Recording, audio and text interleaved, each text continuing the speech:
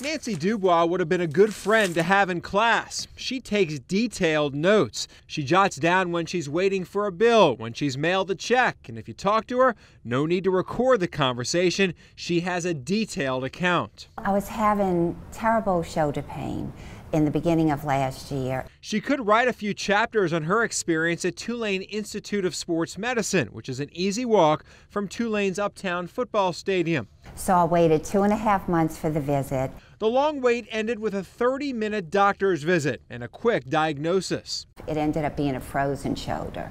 Which, strange to her, a visit to one doctor's office produced 2 bills that cost her out of pocket nearly $300. I really didn't understand what it was for. Dubois received her first bill from the doctor. Her cost $150. What I didn't expect was the next day I received a bill from Tulane Medical Center, and that bill was for $1,434.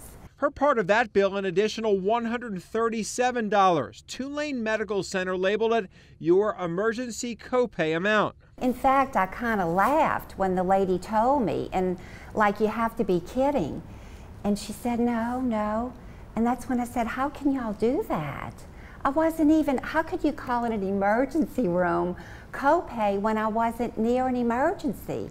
And what semblance is there in the wording of waiting 2.5 months, pairing that up with emergency? It just didn't make sense. Dubois learned about a type of charge popping up more and more in healthcare. Blue Cross told me that if the hospital owns the clinic, they can charge you a facility charge. It's up to their discretion. Do you think that's right? I don't, Lee. They should come up front and tell you when you call to make the doctor's appointment.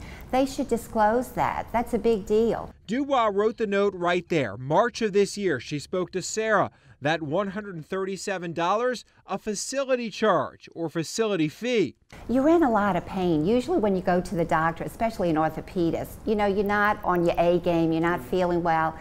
And I remembered reading and signing, and I don't remember specifically seeing a facility charge, but the girl told me, she said, oh, hold on, let me go read the documents. And she said, it does say you may incur a charge.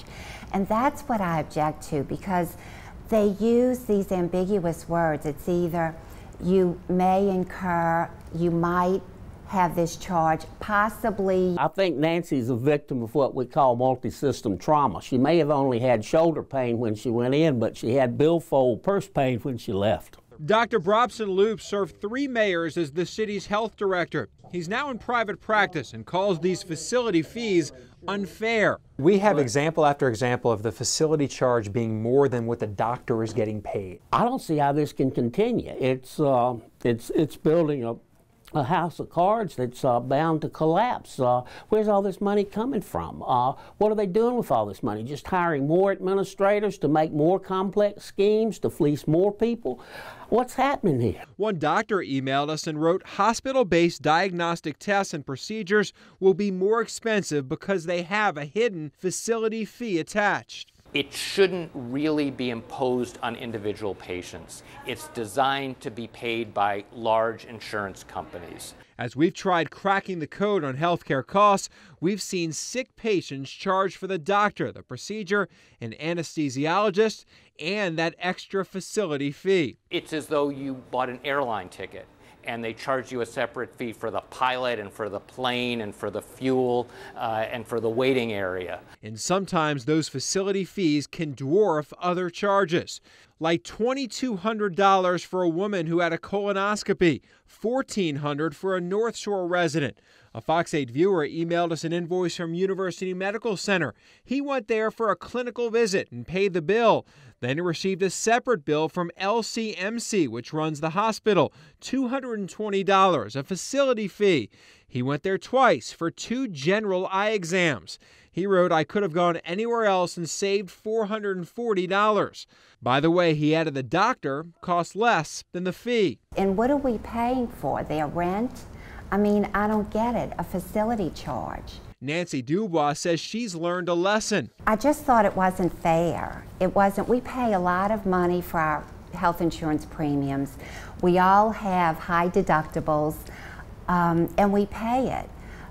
But I never really thought that they could get away with this, charging a facility charge. Now she has a list of questions to ask before she waits 2.5 months for another appointment. Who are you affiliated with? Are you a one-stop shop, or are you one piece of a bigger puzzle? And should I expect to get bills from other entities that are affiliated with you? She hopes her story helps other Louisianians trying to crack the code on rising health care costs. It's frustrating in the fact that we're stuck, Lee. What do we do?